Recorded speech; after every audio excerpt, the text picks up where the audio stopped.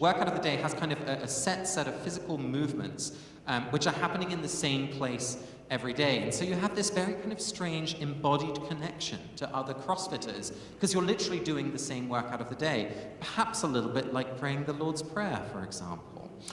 But what's most striking about the CrossFit experience is how evangelical they are. There's a good joke which says, how do you know if someone's vegan, goes to Harvard, or does CrossFit? They tell you, right? Already did that, yeah. But it's really built into the structure of the community. If you want to open a CrossFit box, you don't need to be the world's best trainer. You don't need to have a certificate in small business skills. All they're looking for is for you to attend a 2-day seminar and to write a letter. And in that letter, they're not looking for how much experience you have working with people or how good you are with budgets. No, they're looking for one thing. Has your life been changed by CrossFit? And do you want to change other people's lives with CrossFit? Does that sound familiar? Uh-huh. And you can put your CrossFit anywhere. There's no parish system. You can open it next to an existing one. They are totally fine with that. So it's really built into this culture. What's the food diet that's most associated with CrossFit? Say that again? Paleo, the paleo diet. Is anyone familiar with the paleo diet? Yeah. So this is a way of eating which, if you're familiar with how the Jewish system of kashrut works, right, where by eating a certain way together, we make ourselves separate from the others in order to stay together. Paleo culturally does exactly the same thing. If literally we're going to avoid carbs together, well, we're going to start eating in the same places, and I'm going to have you over for a meal. And so the same kind of cultural bond unity starts to emerge among CrossFitters. And it shows up in all sorts of ways. They have drinks after work on a Friday. If someone has been diagnosed with a cancer diagnosis, for example, people will be doing fundraisers. There's new mums groups that work out together. At one CrossFit that we visited, there was a talent night where people, did stand-up comedy or played the cello for the first time in 20 years. These places are not just fitness groups. They are meaning-making communities. Every year, the faithful gather at the CrossFit Games, and for a week long, the kind of top athletes from every region compete against one another. And there's something very interesting that happens because you have thousands of people who flock, just like the Olympic Games, to come and watch the athletes compete against one another. But of course, it's not really about the athletes. It's much more about that sense of, hey, we're all together. Look, it's all the Lutherans in the room and we all know the same hymns. Isn't it great, right? We all know that feeling. It feels good. So it's the same thing that's happening. These different workouts of the day all have a name. So you have the Fran or the Michelle. And a number of these workouts are now named after people who've died in the line of service. So I mentioned that strong veterans community. You have a lot of soldiers or even firefighters, policewomen and men who are honored by their name being given to the workout. And so you will have literally people kind of introducing these workouts on a video, for example, that's sent to each of the boxes, where they say things like, remember Sergeant Murphy, as you prepare to do this workout, take his spirit of courage into this workout and into your life. Because it's not just a workout for your body. One of the sayings in CrossFit is the way that you show up in the gym is the way that you show up in life. So this is a site of ethical formation. And when we brought Greg Glassman, who's one of the co-founders, to the Divinity School to interview him about this, he was unabashed. He said, oh yeah, people call us a cult, and I say, bring it on. And some of the word choice was fascinating. He said, I'm not trying to build a skyscraper. I'm trying to tend an orchard. I'm trying to tend a flock, to shepherd a flock. So he really sees himself now in this role. And what's most surprising to me is that they have now taken on missional kind of direction way beyond helping people get fit. They are trying to take on the soda industry. So all of those newspaper articles that you've seen about how people get injured at CrossFits, a lot of them are placed by PR people from the big soda industry because they're trying to undermine this group of people who are trying to take on Big Sugar. So they even welcomed in Southern California local political candidates who were trying to take on Big Sugar by having them do stump speeches at the different CrossFit boxes around LA. So these are becoming political communities as well. Okay, you can tell that I get very excited about this. But what I really want you to remember is that these are communities that care for one another. They drive one another to the hospital, they look after one another's dogs, and if you don't show up on a Thursday, and usually you show up every Thursday, guess what happens? You get a call. That's right. Since when did someone give you a call when you didn't show up at church? And it's not the instructor who makes the call, it's other members of the community. Because it's not about, I just want to hold you to task because you didn't show up. It's, I need you to show up so I can do what I have set out to do. This culture of accountability is very, very strong. They have a whiteboard often in the CrossFit box where you write your goals for that month. And so you're visibly accountable, of course, in only really one part of your life. But nonetheless, there's a really, really strong accountability culture, which I hope you'll remember from today is something that's really important to people outside of the church. And for people inside of the church, they're very often nervous about inviting that kind of culture of accountability because of all of the horrible histories of exclusion and marginalization that are true.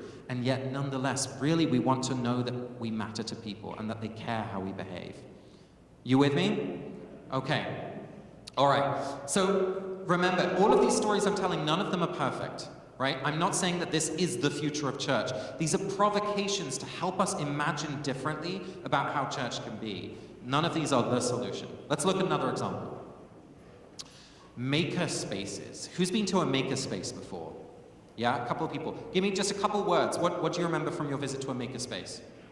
Well, I went to the Thomas Edison Museum in New Jersey. Yeah. How to make a space. Right, this kind of inventive nature, right? Yeah, beautiful. Just a couple words. Maker space visitors. What do you remember? Messy, good. What else? Anyone else visited a makerspace? Inspirational, beautiful. So a makerspace is often a space that's given for free by a local city, for example, in a storefront that is unused, that's empty.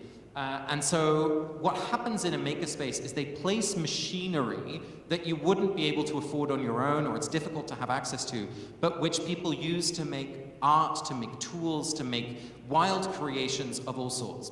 So in makerspace, you'll find people doing woodwork, or jewelry making, or welding, all sorts of fantastic creative enterprises.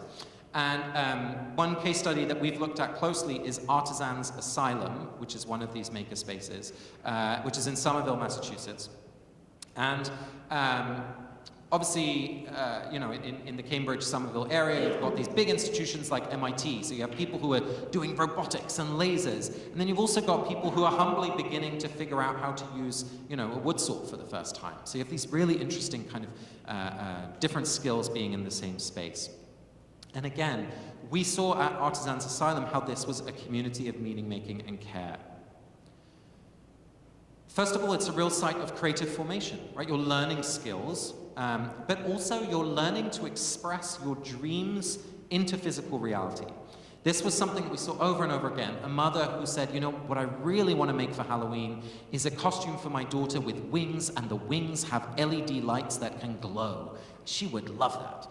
Within a couple of hours on the message boards, people have given her all the instructions she needs. Someone has delivered the materials that she might want to use, right? This is a community coming around someone to say, hey, we see your vision. We want to help you make it a reality. They celebrate at Thanksgiving very soon, a Maker's Giving, where not only does everyone bring a potluck dish, but they also bring something that they made during the year. So the whole table is filled with like these little walking robots or, spinning fire things. I mean, it's the most wild and crazy imaginative space, but there's something about allowing people's visions to take life. But it also acts as a sanctuary. It's open 24 hours. And so we have numerous stories of people saying, I'm really struggling with my mental health, or I'm an insomniac. This is the place I go at 3 a.m. To weld instead of cutting myself. That this is a place where I know I will be cared for, where I know I'll be seen for what I am instead of my deficiencies. There's a very, very pastoral role often played by these kind of communities. I mean, we've heard stories of funerals taking places in CrossFit boxes, for example. The same things that you would expect to happen in a church's life are happening in the lives of these communities. Artisans Asylum. Another story. The dinner party. Not just a dinner party, but the dinner party. Has anyone come across this community? It's a group for people in their 20s and 30s who've experienced significant loss. And the setup is very simple.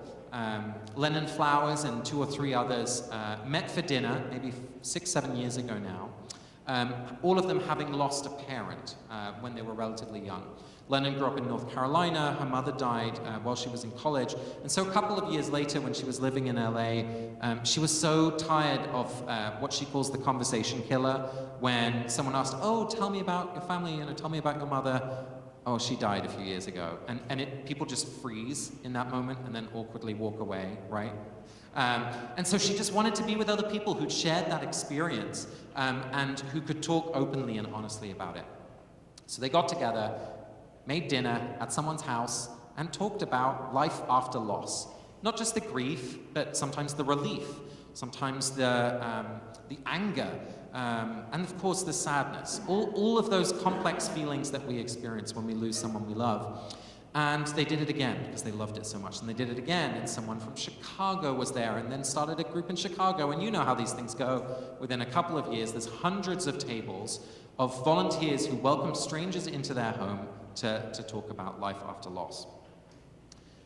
Well, for a group of Christians, I hope you can see the Eucharistic elements of this group, right? People gathered over bread and wine to talk about someone they love who has died in remembrance. But there's more than that. There was also this sense of kind of spiritual healing that was taking place, that this was sort of a small group where people could track life over time, because these groups would gather kind of time and again to share life together, right? They have a new job, maybe they've fallen in love, and grief is still part of each of those experiences, and this is a group where they could talk openly about that.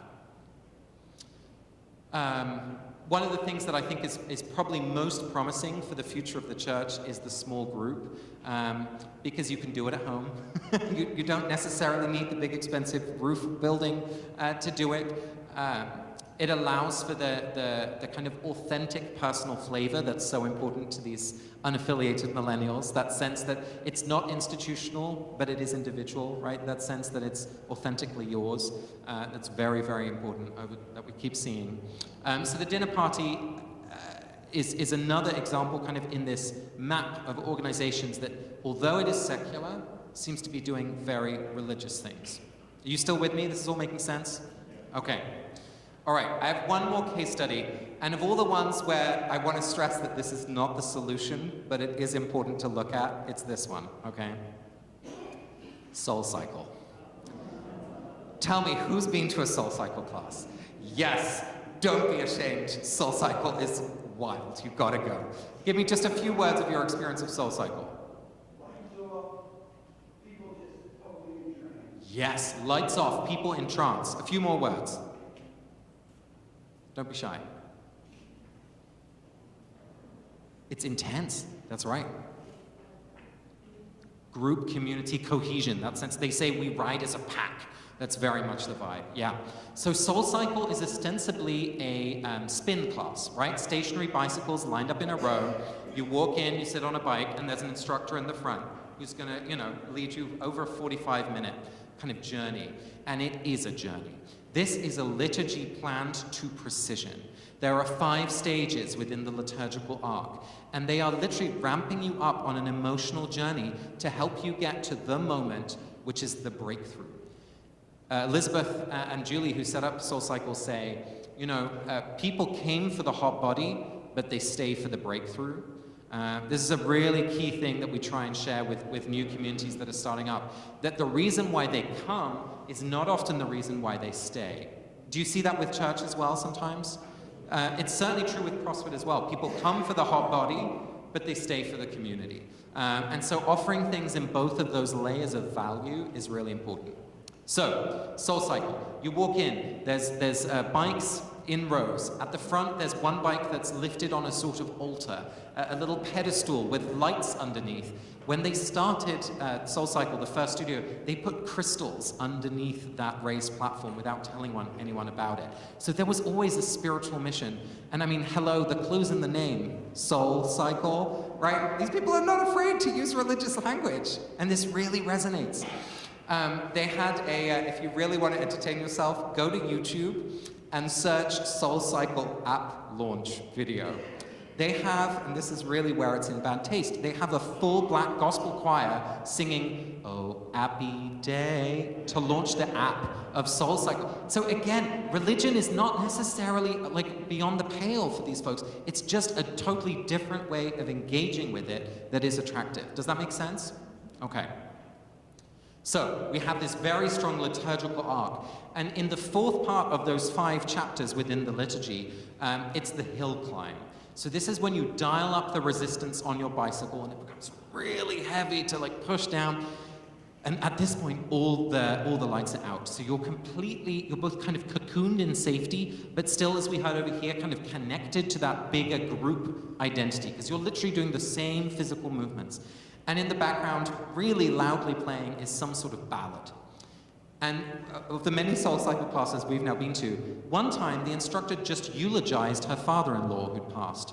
She talked about what he had meant to her and what she'd received from him.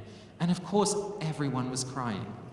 So SoulCycle is often a moment of intense emotional release.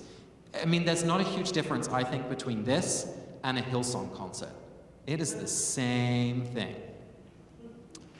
The preaching from the front of the room is intense. We went to one class in West Hollywood because the instructors aren't just saying, cycle faster, cycle slower. No.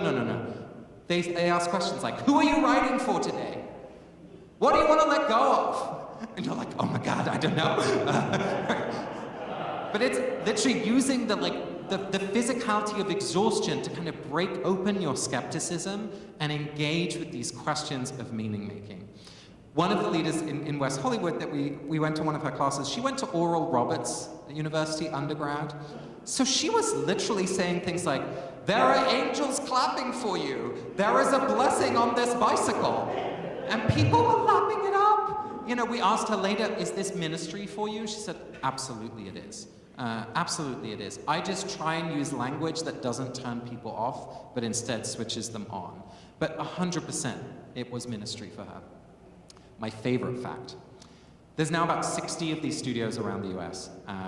But at some of them, the most most popular here in the city and in the Hamptons, because it is overwhelmingly rich white ladies who go to SoulCycle, right? Let's acknowledge that. These classes are not cheap. It's like $35 a class. But often they sell out.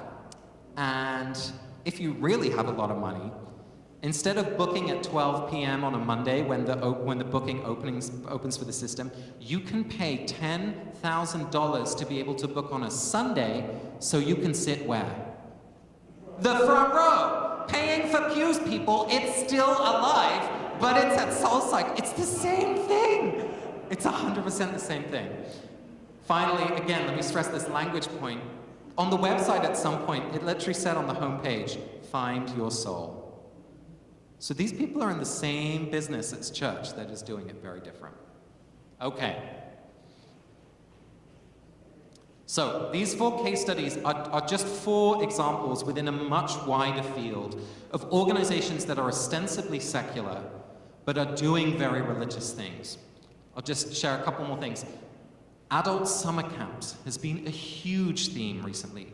Places where you go for a few days, where you're not allowed to talk about work, where you have to create a new name, and basically you're singing, you're at campfires, you're being creative, you're basically doing everything that within your day-to-day life our kind of capitalist consumer culture has squashed out of you. There's things like Thread in Baltimore, which is maybe my favorite example of how communities of care are being created. Working with kids in school who are at risk of dropping out, their strategy is simply to have 8 adults love the child. And it works. They just get 8 adults to commit to spending at least an hour in person with the kid every week to help them with whatever they need. Sometimes it's help with math homework, somewhere it's getting a ride to a place they need to go. And what's beautiful, of course, is that they measure the impact on the kids, right, who make it through school and hopefully into college, but they also measure the impact on the volunteers who feel like they now have, and they use this language, a family of people who care for the same kid and they care for each other. Daybreaker, a sober morning dance rave. These folks meet at 6 a.m. For yoga with wheatgrass shots and then dance without alcohol or drugs between 7 and 8:30 a.m. before the day starts. Hello, ecstatic experience tent revivals, right? The Harry Potter Alliance. This is an organization that's inspired some of my work, where they mobilize young people to take action on social justice issues using the Harry Potter narrative. So just like we might refer back to the gospel stories, these folks look to Dumbledore and Hermione and Harry to inspire campaigns around marriage equality, fair trade chocolate, labor standards, and have, you know, phrases like don't do what is easy, but do what is right, right? One of those famous Dumbledore phrases. Again, so all of these essentially religious things happening in unlikely secular places. Renato mentioned the podcast I co-host, which is called Harry Potter and the Sacred Text. Has anyone ever heard an episode of that podcast? We've got one person over here. Excellent. Check it out, just as an example of how we're using traditional sacred reading practices like Lectio Divina, like Florilegia, or Ignatian imagination, right? Imagining yourself into a gospel story. But we're not doing it with the Gospels, we're doing it with Harry Potter. And every week, 75,000 people tune in to listen to the show. We just had a live show in DC where we had 700 people come and do sacred reading practices together, but using Harry Potter. So just another example of how these religious expressions or traditions are showing up in the world outside the church's walls. So, little moment of reflection. We'll just take about a minute just to soak it up in quiet. Note down anything that you wanted to write down, or just look through anything you've been writing down, and then we'll pair up with someone close to you and just debrief that. All right.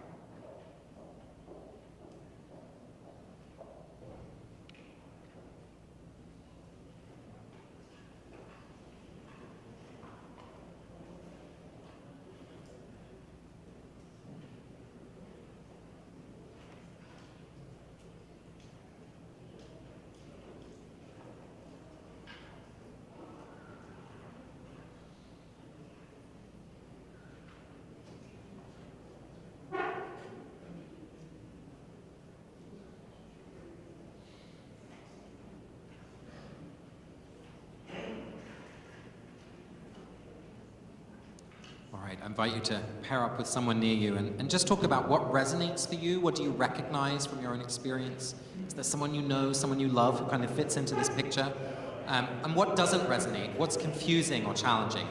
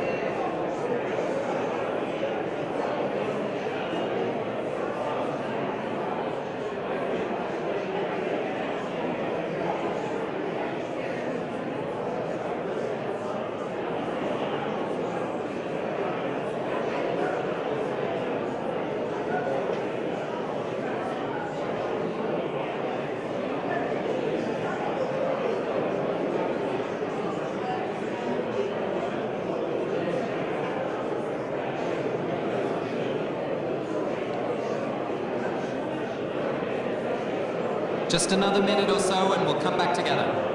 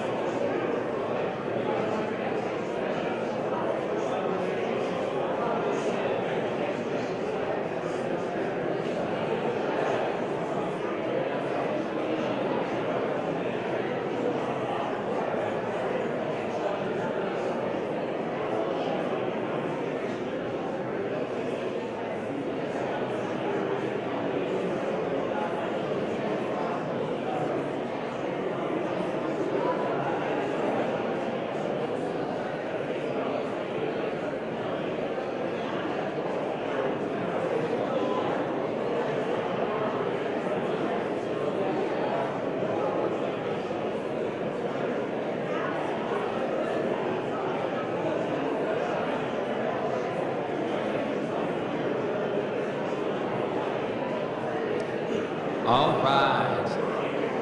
Friends, let us gather together again. Good conversation is always a good sign, so I appreciate you all. What I want to share now is perhaps the DNA that sits underneath each of those case studies and the many others like them. So over and over again, whether it was in the interviews that we did, whether it was on the manifestos that these groups had written or on the websites that they created, there were these themes that came back time and time again. And those are these 6 themes. First, a sense of wanting to transform the world, social transformation.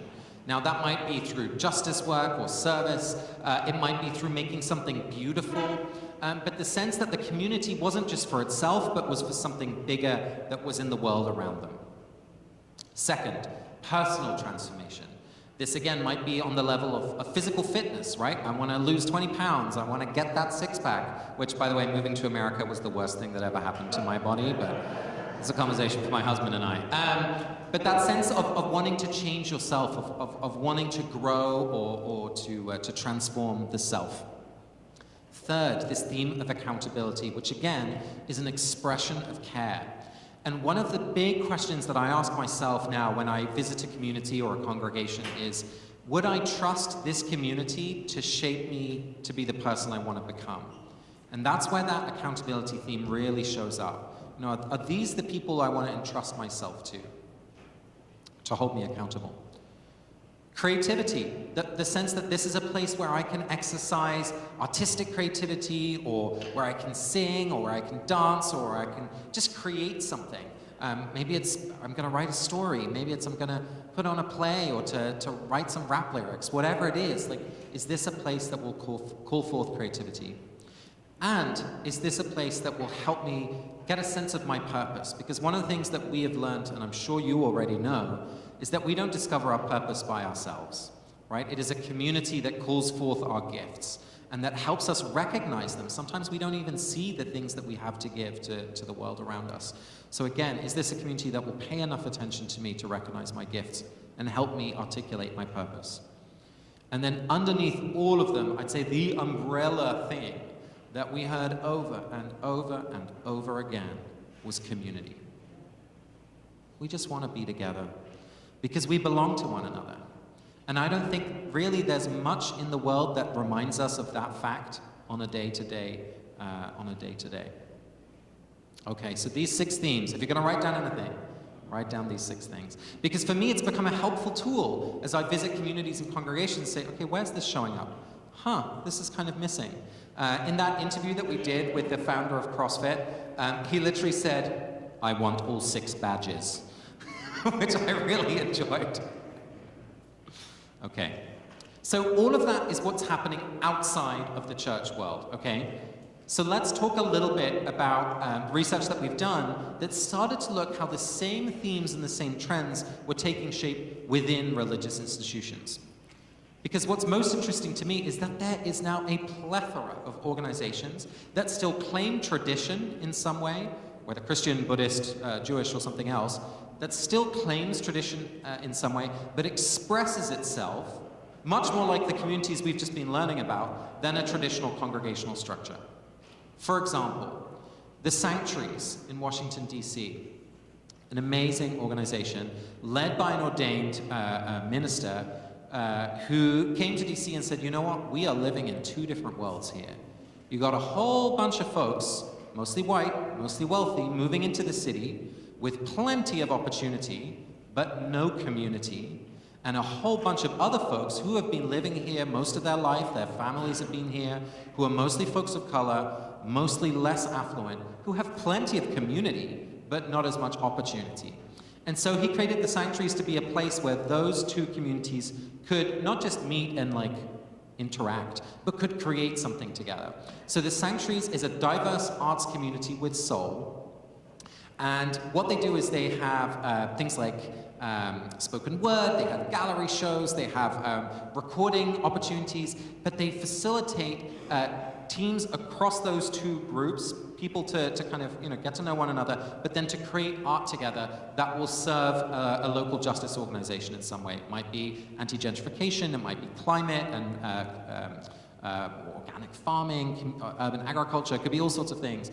But what was so beautiful for me was that this was a minister who let go of all of the traditional assumptions of how he could do it. And by the way, the only reason he could do it was his wife is a corporate lawyer and could provide for him, because no one was paying his bills from the community. But it was an example of someone taking their tradition and living it in a completely new way.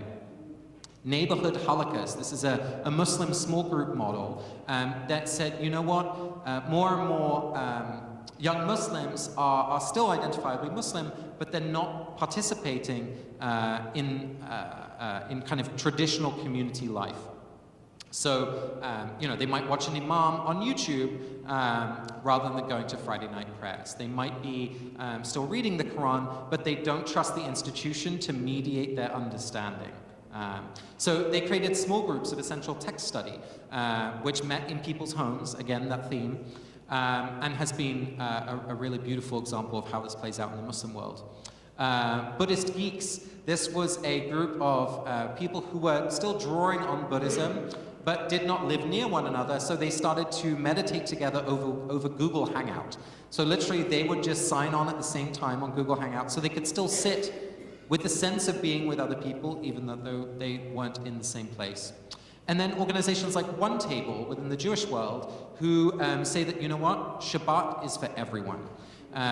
Just like yoga has kind of been uncoupled from its Hindu home, Shabbat is the new yoga, right? Everyone is doing Shabbat on Friday nights. You have non-Jews hosting Shabbats. And it's just because it works, right? We want to be together, we want to eat together, and this gives us a little bit of ritual, just lighting the candles, right? A blessing over the wine. It just gives us that sense of this being a little different from our everyday life.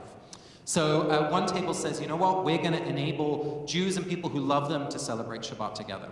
So these are just some of the organizations that we saw with the same kind of flavor, that same DNA, that nonetheless were drawing on tradition in some way. And what's been probably the biggest privilege of my professional life is to start gathering these leaders, not just the ones in the secular world, but also the ones in the religious world to come together. So this is from a couple years ago at the Divinity School, where we had 80 community leaders, half of whom came from that secular context and half of them came from the religious world. And what was most exciting was that within a few hours, you couldn't tell who was who. Because these people felt like they had the same mission. And if you were expressing it with Mormon language and you were a Methodist and I was a nothing, it didn't really matter. Not to say that the differences weren't beautiful and unique and interesting, but the world that we wanted to create was so similar that we actually wanted to work together to create it. However, one of the challenges for these communities is that we don't know how to pay for relationship. We don't know, and I'm speaking here as the unaffiliated millennial, we just assume community happens without anyone paying real attention to it. And so the financial models for these communities are so precarious. And within just the 5-6 years that we've been tracking this, I can't tell you how many have started and how many have died just within that time. Because nearly it's always dependent on a single individual who has the vision, has the skills, has the commitment, creates the thing, and then burns out. Just this fall, the sanctuary's announced that it's closing, which made me really sad. Because it was one of the few ones that had really built a multiracial community out of many of these examples. So for me, that should prick your ears as religious institutional leaders. Because what these people don't know how to do is maintenance. And if there's anything religious institutions know how to do, it is maintenance. It's such an important skill. So there's so much talk about innovation within the religious world. I'm really passionate about maintenance. So I want to share with you just a couple of takeaways from what we've learned doing this work. And we've done a lot of work with religious institutions as well, so I'll talk about that. The first is that these leaders who I've talked about, these communities that they run, they are creating what they don't have and can't find. They haven't experienced the death of a mother. They say, where can I go with this? Support group sounds a little intense. Don't want to go to this thing. I don't know where to go. Okay, I'll create something myself. Whoa, it's exploded, and suddenly now I'm a pastoral figure. And, Lenin's had to deal with issues, for example, of what happens when one of your dinner table hosts commits suicide. It's super traumatizing for everyone in that community because the whole community is gathered around grief and now their leader has taken their own life, right? Suddenly you're accompanying people through a whole new pastoral reality. So they're creating what they can't find. They're fulfilling pastoral roles, serving life needs. I mean, the stories from Soul Cycle are so fascinating, right? People getting asked to officiate weddings. My favorite example was a Soul Cycle instructor who was asked over text message on a Sunday at 4 p.m., out of the blue, should I divorce my husband? She wasn't trained for that. Perhaps most surprising among these leaders, and this is anecdotally true in the Christian context, we have statistics for it in the Jewish context, is that the leaders of these innovative, mostly secular communities are the best products of religious community. They went to Sunday school, they went to Hebrew school, they went to Jewish summer camp, they're the double PK, right? These are people who in their bones know what it feels like to be in beloved community and are therefore able to recreate it just in a different context. So rather than seeing these people as kind of aliens in a distant land, help to remember that these are our kids, right? Like these are people who come out of the institutions that we have been maintaining. And they need all the things that someone who is in a pastoral role needs. They need not to be alone. I can't tell you how meaningful it was to bring that group and many others like them together, to feel like they weren't the first ones to have to come up with solutions to community questions. What do you do when there's conflict in the community? How do you pass on something that you started to a new generation of leadership? How do you deal with someone who's trying to violate boundaries? What even are boundaries, right? Like all of that stuff is happening here just like it does in a congregation. They need training and they need authorization. One of the most beautiful things that I've come across was John Dorhauer, who's now the general minister of the UCC. When he was bishop in the Southwest, he ordained people who were doing this kind of thing and who had no connection to the United Church of Christ. He said, I see what you're doing. It's aligned with our mission. I don't even need you to claim us just yet, but I'm going to give you some money and I'm going to ordain you because I think you're doing God's work. That meant the world to them. These folks need mentors and elders. And they need water from the well. They need a place where they can grow, because if there's anything you learn when you're in spiritual leadership, you can only lead other people as far as you've been yourself. So they need spiritual directors and spiritual accompaniment, and they need financial models that work. From the institutional side, we've learned that many people who are responsible for the institution, whether that's at a congregational level, at a denominational level, many are afraid that what they love is disappearing, and they're ashamed that they can't keep it alive. And that shame is super corrosive, because it can take us in two different directions. One is to say, I'm just going to hunker down, I'm not going to look at this reality, I'm in fact going to undermine anyone who tries to create something new or to change structures, because anything that changes is a threat and an indictment on me personally. The other place it can take you is, I don't know anything, we should just abandon, right? Like, give the reins to the 19-year-old and everything will be okay. Neither of those is the most helpful response. Many institutions are caught in the trap of thinking about innovation and creativity, but really improving.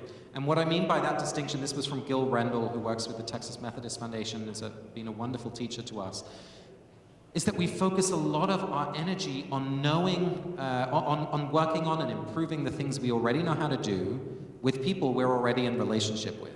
And that is great, it's important, but it's not innovation.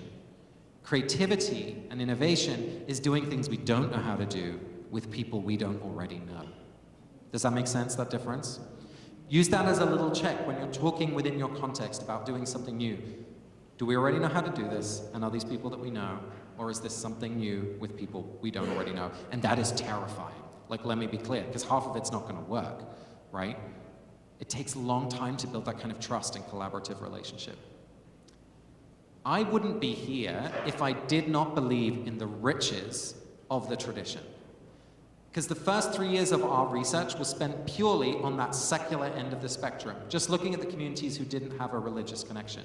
And over again, we saw that they most needed the things that religious traditions know how to do.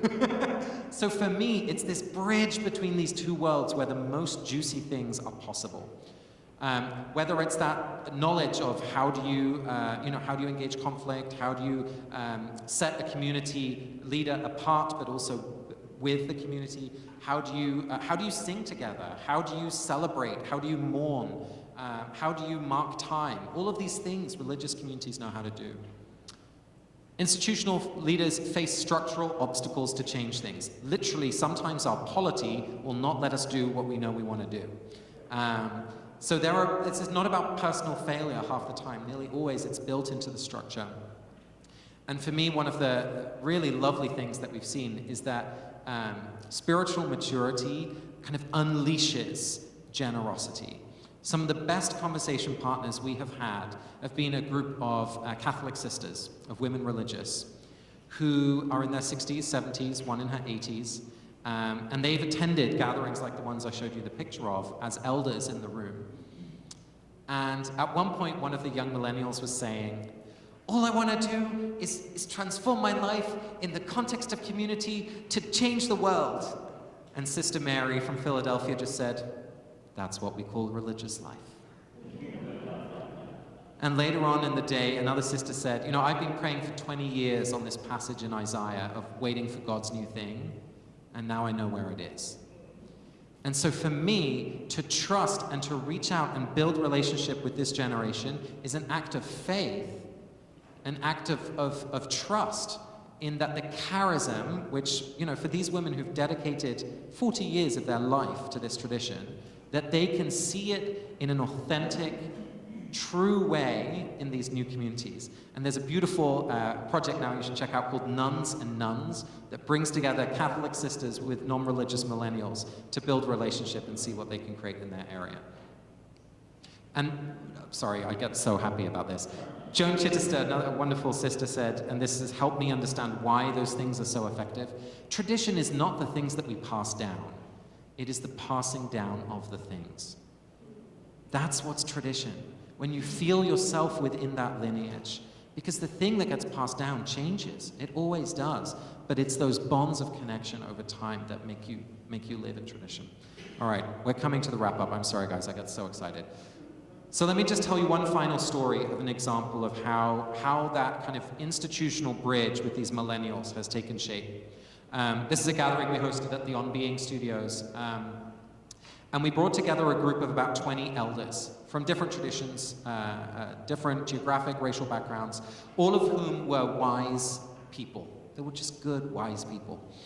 And them and another group of elders, we kind of put on our books as wise elders who could be matched with some of these millennial community leaders. And we simply invited them for 6 months to spend at least an hour on the phone every month and be in conversation.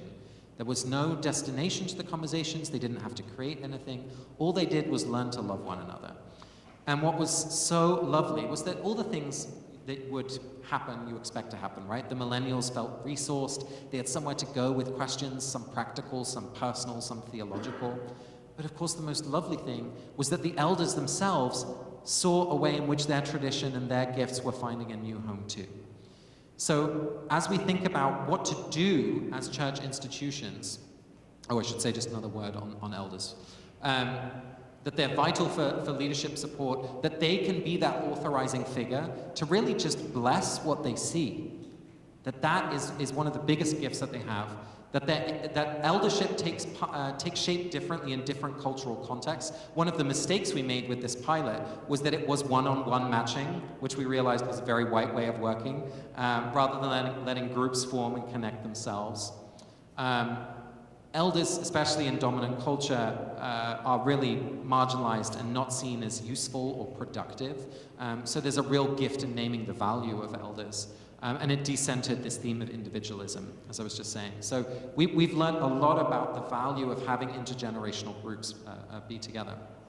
So the things I'd invite you to think about as you might consider to reach out and build relationship and to reimagine what church might look like as you come alongside these younger leaders. First of all is to adopt a learning stance. People, these younger leaders and secular millennials will be so suspicious of you. That's just the reality, especially as Christians. Jews have it slightly easier because they don't think Jews are going to try and change them, right?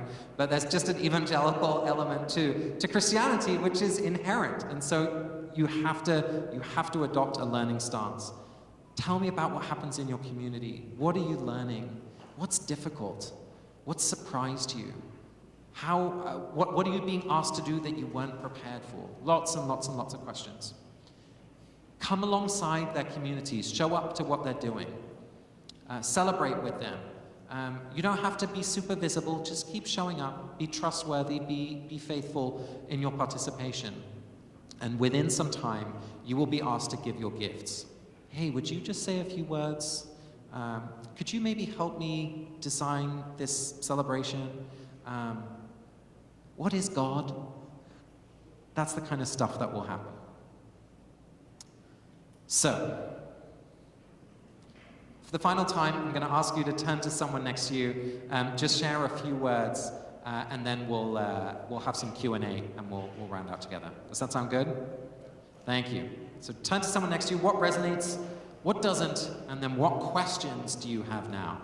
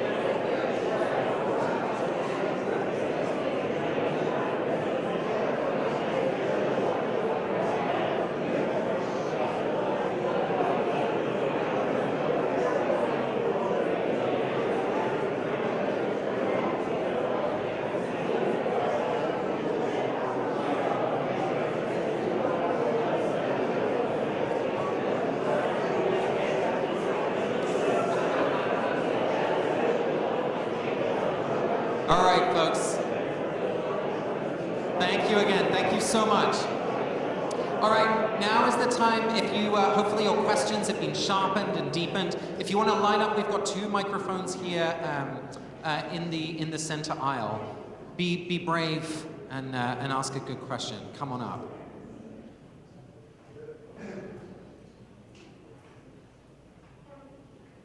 Please introduce yourself as well. Okay, my name is Greg Wakefield. I'm from Washington, D.C.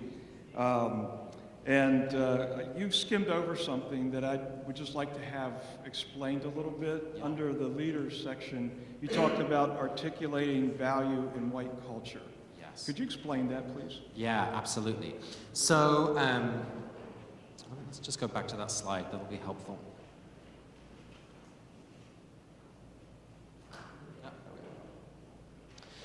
So I feel a little silly saying this to the room, but white culture is essentially our kind of dominant culture, which has been shaped by white people, which is a focus on individuality, on productivity, the Protestant work ethic is wrapped up in there as well. And of course the devaluation of folks of color and traditions that sit outside of a dominant white paradigm. And so the context of elders within that is that if it's just about what you're able to produce in the market, as it were, as soon as you're no longer working, you don't have that value anymore. And so that's something that we saw over and over again with this theme of elders. We've been talking with, the clothing brand Patagonia. So they've been around for like 40 years now, and the first generation of folks who started working there is now coming up to retirement. And they've got this issue that no one wants to leave, because that really marks a sort of end to their participation in the community of Patagonia.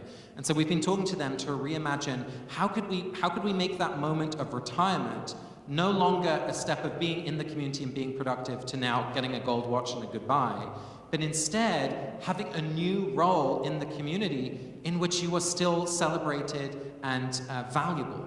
So that might be as a story keeper and a storyteller. It might be as a ritual leader. It might be as someone who helps to participate and organize the beach cleanups that they do every year. It might be to be connected to raising the kids in the community. There's all sorts of ways in which, just as another kind of secular example where this is happening, there's an opportunity for elders to find a new role. I mean, whiteness in general within this whole phenomenon, I think, is wrapped up also. When you look at the statistics, white people are more likely to be less religious. That's definitely true. But I think you're seeing the same generational gap within the black church. And I'm going to look at folks within the black church to give me some head nods or shaking. I see some head nods. Where there's a real kind of a linguistic and a cultural gap that's emerged between the generations in the same way that we're seeing within mainline Protestant white churches, for example. So does that speak to some? There's more to say, obviously, on race and how that shows up in all of this, but does that answer your main question, Greg? Yes. Okay, great. Other folks, what else do we have? And your question can be half-baked and unformed, that's fine. We're here to learn together. Yeah, I think I have one of those. I don't Great. know. I've had enough coffee. I'm Adam McDonald from here in New York, and so exciting models happening in sort of culture, right? Like church-like institutions. And then we see examples of successful, although closing, programming. And so I think what I'm missing is the jump. Like I feel like I got 90% of what you're offering, but the jump is I go home today with this information and can do what with it? Yeah. So where do you find yourself within this map? Are you within a congregation, a religious institution? A couple, yeah. I work at an Episcopal church in fundraising, and then I'm also serve on the vestry of a different one. Beautiful. That's commitment. So my invitation to you, if you're within a congregation, is to come alongside and find where some of these communities are near you. Where are they? I love the example of the Zumba class, going back to the beginning. I mean, they're literally using your building, right, for the Zumba? Yes. So that's one way in which it can show up, is literally invite people to use your space. But more generally, I think the things that excite me most are literally to do like a mini ethnographic study and be like, within the blocks of our neighborhood, what kind of things like this are happening, and what can we go and learn about them and be in relationship with them, and then show up for them as someone who carries the wisdom of this tradition and might be able to share that with these community leaders. Because once you become trustworthy, they're going to keep calling you. In fact, you're going to want to like delete that number because they're so hungry to be affirmed and to be authorized. So, I mean, the Episcopal tradition, you guys are very happy-go-lucky with holy oil. I want to see you next year, like out there, like not necessarily ordaining, but blessing leaders who lead these kind of things and saying what you're doing in our language is God's work. It'll be the most like affirming. There'll be tears, that's what I'm saying. So that's the invitation to you as an institutional leader, is to go and find where these things are happening in your local area, build relationship, and see what you might give to them. That is a radical, generous model, but that's what it's going to take in order for these two worlds to connect. Does that feel right? Okay. Not easy, but important. Yes? I'm Kate Toth. I'm with Bricks and Mortals, which is based at Judson Memorial Church down in the village. So full disclosure, it is my 5th week there. Oh, right. So we're in the process of getting a 501c3, but for now we're based at Judson Memorial Church. This is an idea that Donna, the pastor, has been talking about for a few years, so some people in this room might have heard about this. Basically, this is the organization, why I came up here, was talking about this exact issue. Right. How to make houses of worship more sustainable over the long term, especially here in New York, where deferred maintenance and things like that are so high, and it's so hard to maintain these. So we're looking at basically adaptive reuse and mission-consistent uses for all types of faith. So I just wanted to come up here to kind of introduce myself and also say, we're just forming this organization, and it has an advisory group that's really big and an executive committee. And please, come up to me and introduce yourself and get my card and all of that, because we're forming this now. We're trying to put out a set of tools for all communities so that you can have the tools to bring in outside organizations to rent your space to. It's kind of like, if you're familiar with Judson or not, it's kind of like the Judson model, which is removing the pews, as we've already talked about, renting out your space, sharing it with smaller congregations, all of those kind of things. And then, at the farther end of the spectrum, if you're looking at development, which we've seen a lot of in New York, knowing how to have that conversation in a really prepared way, rather than having a developer come to your door and just saying, here's the package, okay, sign here. So again, thank you so much for everything, and I'm Kate Toth, so just come up to me, and if you want to get involved. Thank you, Kate. And Judson's really been a leader on this, and I definitely echo that invitation. Please do look at their work. And I think one of the things, it's not just about renting space, exactly as you were saying. It's about then, seeing the congregation as being made up of all of those folks using the space, right? Like it's not we're getting smaller and these other people are encroaching on our thing. It's like, no, this thing is all of us together, whether you're in Zumba or whether you're in worship. Renato, you're looking like you're coming up closer. I feel like you have something wise to say. Maybe not wise, but I think this exchange shows exactly this tension, which is, you're talking through this going out of our building and approaching, and then the response automatically, and not to criticize, but is how do we get people to come back into our building? And it's just like, no, we need to get out of our building. And then part of for what I mentioned before is we need to get out of this thought process that the number of people who show up to worship on Sunday determines how successful we are. Because if we look back at the story of Jesus, he wasn't counting how many folks showed up to church on Sunday. He was going out and touching all different types of people everywhere and measured his success in that way. So why are we so fixated by saying, well, I need a 1,000-person sanctuary that only 80 people show up at, and we're discouraged, right? And so that's why I was just saying that tension is what I see all the time. It's like, and we need to get over it if we're going to succeed. Get this guy to seminary into a preaching class. Am I right? Please. Hi, my name's Neil. I'm from Brooklyn.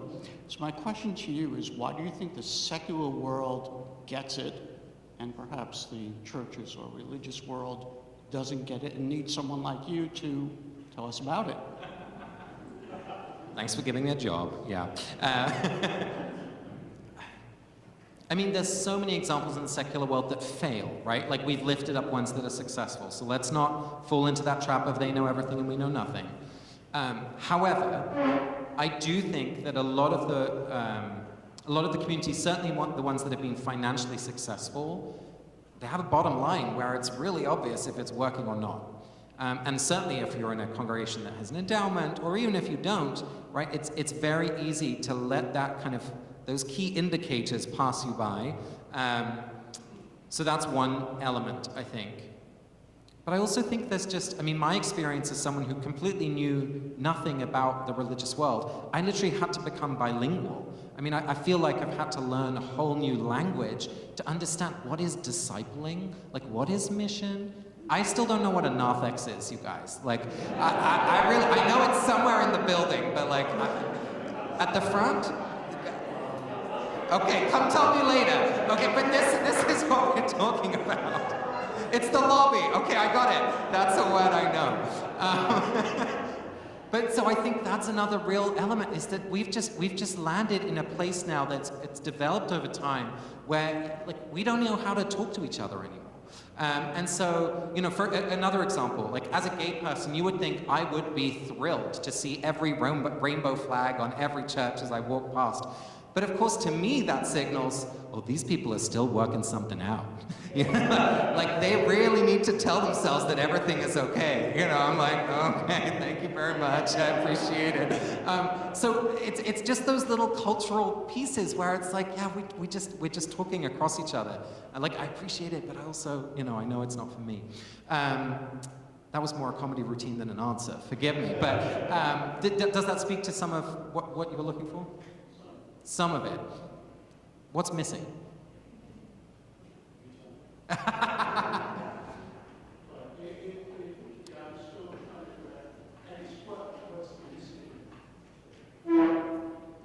I was saying to the lovely lady sitting next to me, is it's not so much about telling people about the love, it's showing it to them. Absolutely, absolutely. Yeah, and I mean, when this gets too complicated, who has a kid that fits into this category, like of someone who's kind of an unaffiliated young person, right? And maybe it's a nephew or a niece or a neighbor. You know, these people are not, again, they're not aliens, they're not far away. And so I would, if it's too difficult to start with that congregational mapping of what's around us, start by asking them, can I take you out for dinner? Can I take you out to lunch? I just want to ask you some questions. And I'll ask these questions to them because they will say much more insightful and contextually relevant things than I can. But it's just in those relationships where you will learn new things. And I promise you, they will be kind of a little surprised and confused why you're asking, but they'll be thrilled. Because who doesn't like talking about themselves? Anyway, we had a question. Someone was standing here. Yes, sir. Sorry, just behind you. Yes. Good morning. Good morning. Bernard Glee. First thing, you said something about tradition, and I didn't catch it all. Oh, yeah. You said tradition is not the things we pass down? That's right, but the passing down of the things. All right. You got okay, it. Okay, thank you. No, you bet. I just became a senior pastor in May. Wonderful. And one of the first things that I told the congregation is that, and it's a Baptist church, predominantly black, but Yes. we are in a predominantly white Neighborhood. town. We are one of 11 churches, 3 that happen to be black churches. So my prayer is that we do go out and we connect with the different churches. Yes. We have a mother and daughter who's part of the Catholic Church in town because of what has been happening in the Catholic Church. It hit home in their local parish. Now they have come to where I'm at to say, I'm ready to give up the Catholic faith to come here, not to be Baptist, but hear truth. Yes. what you're saying is what Jesus did. Jesus connected with those that was a believer and those that were not believers. Part of our problem, we have been segregated not just by race, but basically by knowledge. And so this is good. When I heard about this, I said, so here's the business community is coming to connect with the religious community. And so that's what Jesus did. He connected all communities. And so I was hoping that there would be a lot more people here. But I appreciate this because I'll take this back to my clergy council. If they throw me out of town, I'm coming to you. I got a spare bed. You can. Yeah. It's really a sofa bed. Because I think what happens, we get so bogged down on tradition. Yes. That we don't even understand what tradition is. Yes. It's just this, we get so bogged down. And I told the church, my first Sunday, my prayer is that the demographic of the church look like heaven. Heaven ain't all black, thank God. Heaven ain't all white, thank God. And if we can't connect here, where we're supposed to be practicing for up there, because Jesus said the kingdom of heaven is now here on earth. That's right. So we should not wait to get everything up there. We got to start here. So that's what we're trying to do, is refocus our narrative. That we're not just believers, but we're kingdom citizens. And we've got to act like we're kingdom citizens here. And so, I'm going to connect with you because I believe this is along the line of what God has me to do. Yeah. And so to be able to bring, and I work with those that young people and everything, and so I understand where they're coming from. Yeah. But a lot of times I think we even get them mixed up. Yeah. We don't even really understand what's really going on with a lot of them. So I think this is great. I'm waiting to hear the rest of all this. And some of the companies that I saw were customers of the company. That's right. And so I'm like, what do they have to say about this religious life? So this is great. And thank you so far. Thank you. And I just got because of this, I got a new best friend. Oh, I'm so glad. And Maureen. That's my new best friend over there. Well, I appreciate that. Thank you so much. And yes, indeed. That final point is a really interesting one, where some of these organizations are for-profit companies, right? Like, they are not afraid to make a profit, which is a challenge to our paradigm of how we think about community, and it has all sorts of shortcomings. But it also offers some opportunities. So I'm standing firmly on the fence saying, it's not all good, but it's not all bad either. Let's have our final question, and then we'll wrap up and we'll go to a break. This is about the measure of what's a measure of success. Yes. So, and I really like what you said about church is more than just membership on, say, Sunday morning worship. But unfortunately, as a pastor of 26 years, when I get the parochial report from ELCA, that's right. It's like, what is the attendance? That's right. And in terms of if that's the measure of success. Yes. We might have 160 kids in our preschool. Yes. Zumba is a for-profit, so I have to be careful I charge as a church, what charges, because we got the tax thing, and you can have not-for-profits and for-profits, so we've got this kind of snaggle. Yes. But wouldn't it be amazing if you could meet with all the upper echelon and help them? It's funny you say that, because this is a question we're literally working on right now. Because I want to live in a world where the Presbyterian Church that's next to the CrossFit are using the same metrics of belonging and formation, and we can see who's better at it.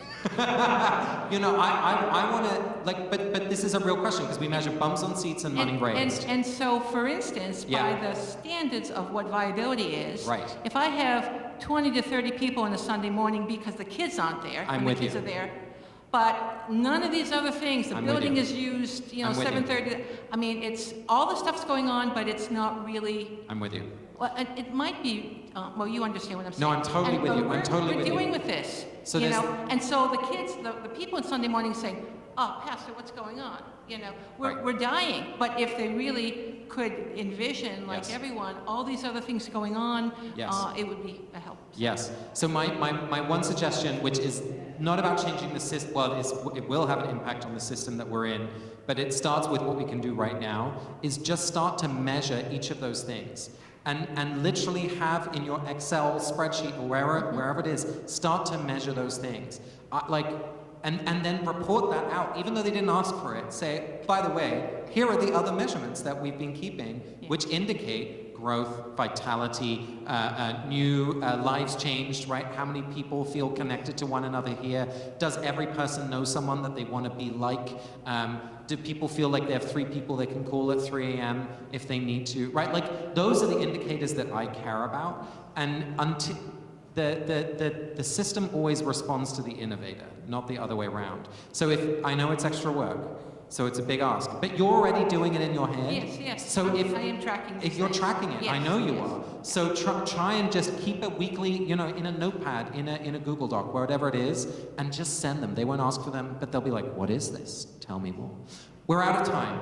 Friends, let me just say how grateful I am. Oh, we have one very final question. I didn't realize you had a question. You were sitting. I am so sorry. Standing, and then I felt really exposed. Okay, well now you are really exposed, but you're also so welcome. So let's make it a punchy last question.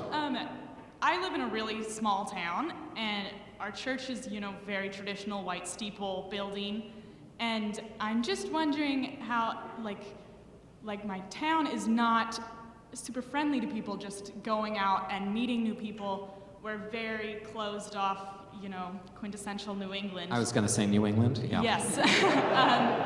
And I'm just wondering how we can translate some of these ideas of really gathering the flock and going out and meeting new people and bringing them into the fold without being Well, hang on, aggressive. because that's where the challenge is. It's not about meeting new people and bringing them into the fold. It's about you accompanying them in the fold that they're already in. But how do I find those folds, I guess, is the question, that I can go. Go to the interact go to the Zumba class, go to the bar, go to the baseball field, go to the places. Well, go to the mums groups that meet. Go to the, there are places that people are gathering. And my invitation to you would be, you don't know where they are right now. Find out, because they are gathering. They're just not gathering where you know to look. And so that just means a little detective work. I mean, one of the things I most enjoy about doing these kind of field trips, we just went on our first LARPing experience, live action role play. Have you heard about this? People who dress up and go and play as if they're in medieval war times in the forests. This is a thriving community, people. I didn't know about it until I went. But it's just imagine that you're kind of a detective looking for where 2 or 3 people are gathered. And that's your job for the next year. All right, friends, we really are closing now. Thank you so much for your presence and engagement. I hope the rest of the day is a big success. Thank you.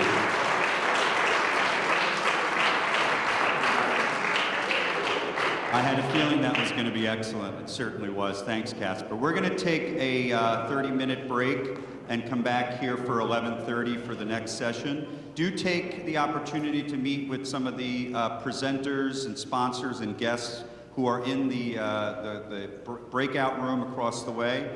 It's one of those, there are resources here for you, and it's, shame on you if you don't utilize them. So go in and say hello. Thank you.